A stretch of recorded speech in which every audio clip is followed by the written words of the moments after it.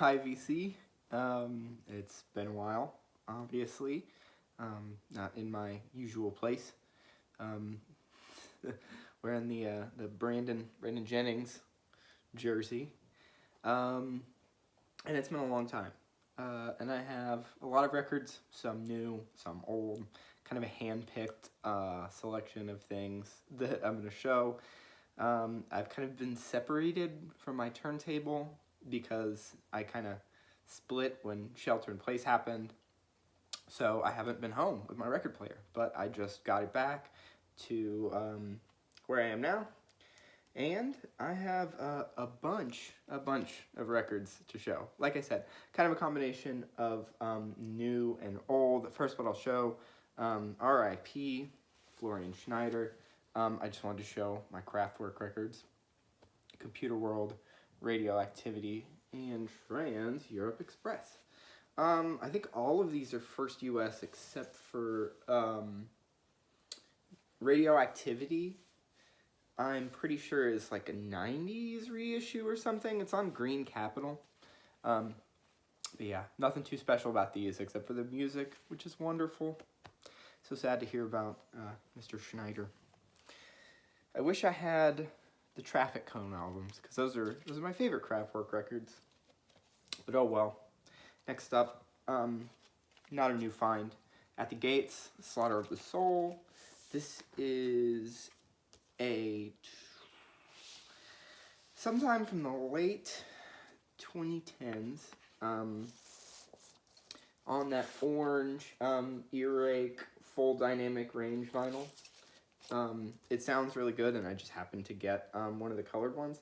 This album is like mega out of print for some reason, and I don't know why. That makes me so sad. I mean, as far as melodic death metal goes, this is just riffs upon fantastic riffs for days. Anyone who knows melodic death metal or death metal in general probably knows this one. That is kind of going to be a theme. I do have a lot of classics packed in here. Not really going hard on the obscurities today, but it's all stuff that I love. And like I said, some new, some old, mostly new. But one of the old ones. Cradle of Filth, the Principle of Evil Made Flesh. I know a lot of people are probably thinking, Cradle of Filth, aren't they like trashy metal? Yeah, they are. They're really, they got really bad in the 2000s. But their first two albums are just fantastic melodic black metal. Just, I mean, this is going to sound crazy, but I think it's some of the best melodic black metal in the genre. This album, Principle of Evil Made Flesh, and especially the follow-up, Dusk in Her Embrace, are just really excellent, underrated black metal records. This is a 2014 reissue done by The End. It's on this pretty sky blue vinyl. I guess it's fitting with the cover. But yeah, I adore this album. And anyone who's into to black metal, please take a chance on those first two Cradle of Filth albums. Don't let the stuff from the 2000s kind of inform what it's going to sound like to you, because this stuff is great. Yeah, I could probably compare it to like that band Myers Spring. I think that's how you pronounce their name. Meyer Spring reminds me a lot of like early Cradle of Filth. Anyway, more old stuff. We're almost at the new stuff, I swear. Talk. Color of Spring and Laughingstock. Obviously, I think this is one of the best albums ever, one of the best post-rock albums ever.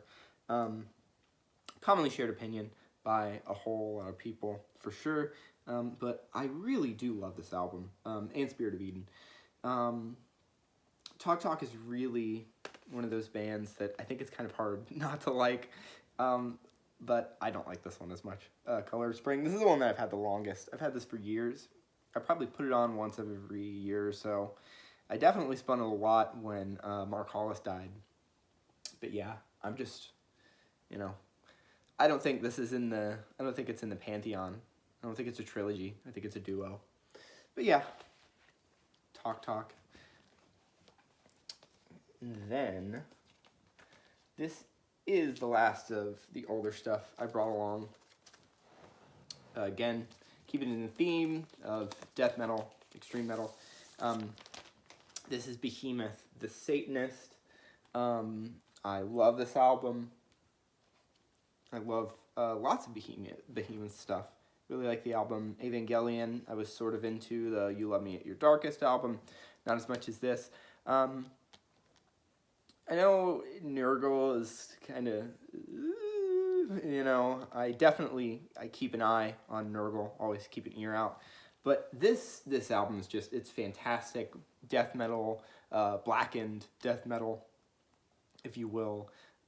Great, from 2014. A lot of people think of this as the best metal album from that year. I don't know about that, but I do love this record, and I got this for very cheap, like 13 or 14 bucks, which is interesting because when it came out, it was 50 bucks for months for like a new copy of it. I don't know why.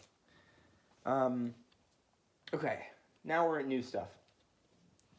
Caius, Welcome to Sky Valley. This is the good reissue, or the better reissue. Not the bad one. I'm pretty sure the bad one was a double.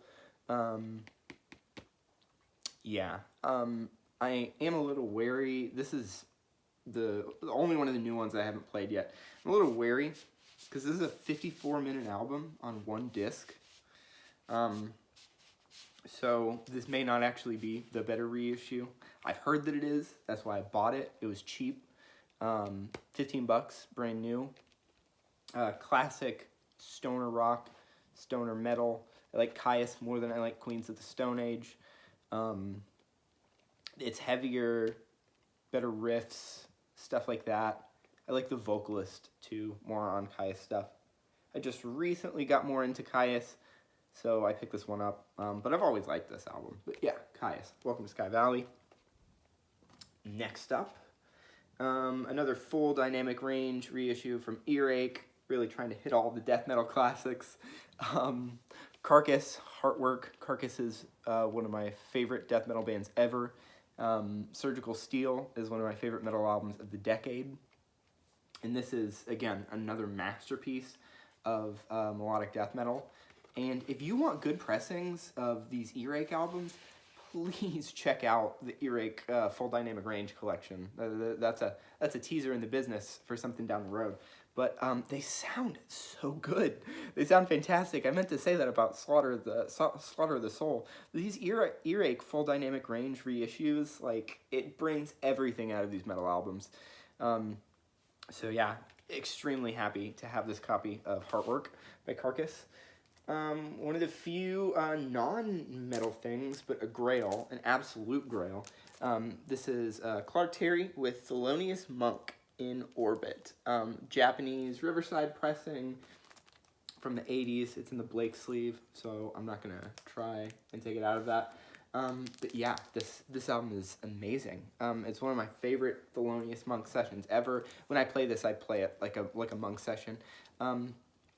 Really probably only second to the original Thelonious Monk Trio album, Mysterioso. Of course, everyone who knows me knows that I worship those albums.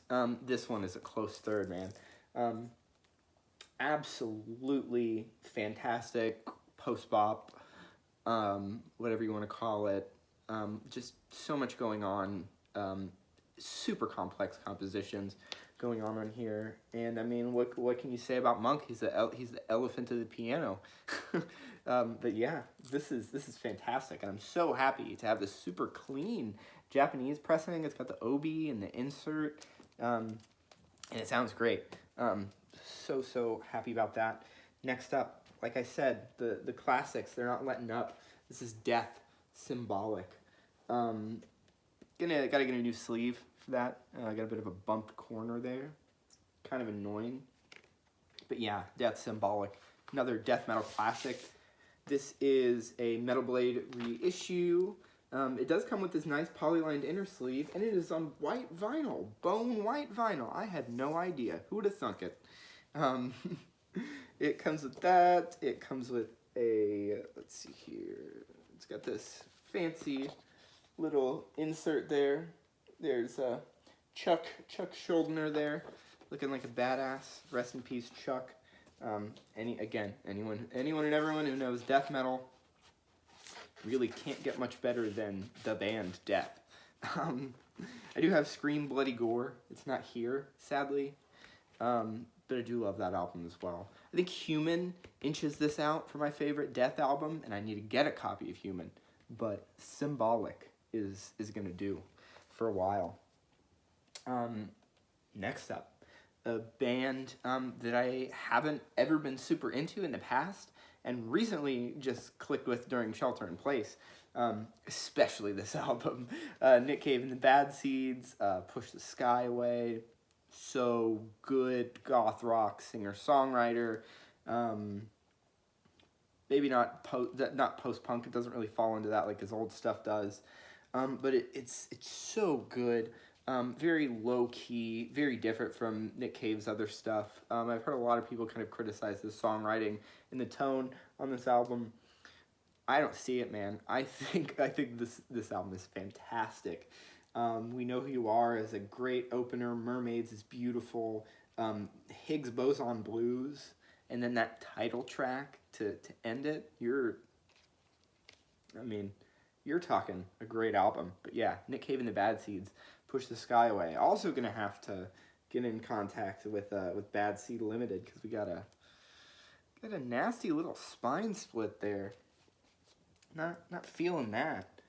Almost done. Second to last one here. Game Theory, Lolita Nation. Fantastic Paisley Underground. I know it's hard to find great Paisley Underground.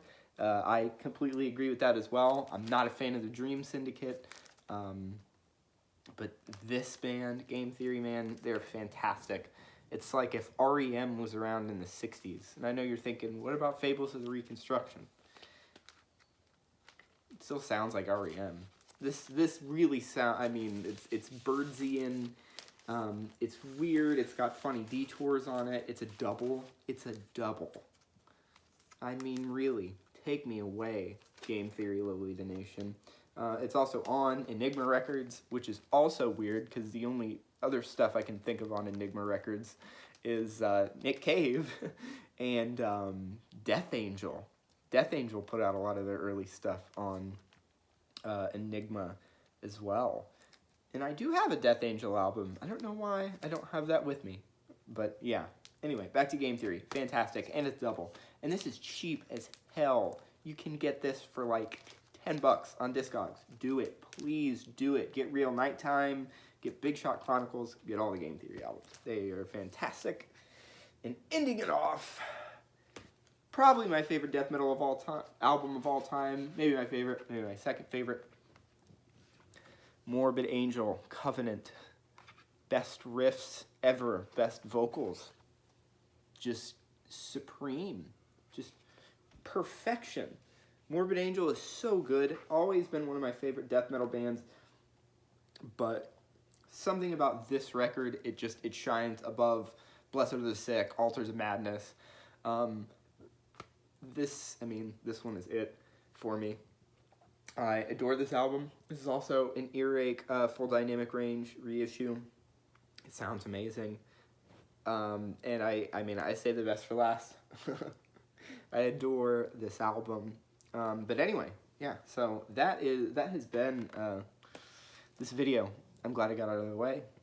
Glad I showed these records, and I'm excited to see people in the comments or anything. I know in the VC I don't post a lot of my metal stuff, and it's kind of because people in the VC aren't really into that.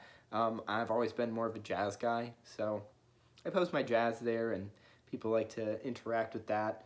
But hopefully something can get going in the VC where we talk more about extreme metal and stuff like that, because I kind of found the VC through someone who hooked me up with a lot of the extreme metal I know, Mike Seatown of Dead End Hip Hop.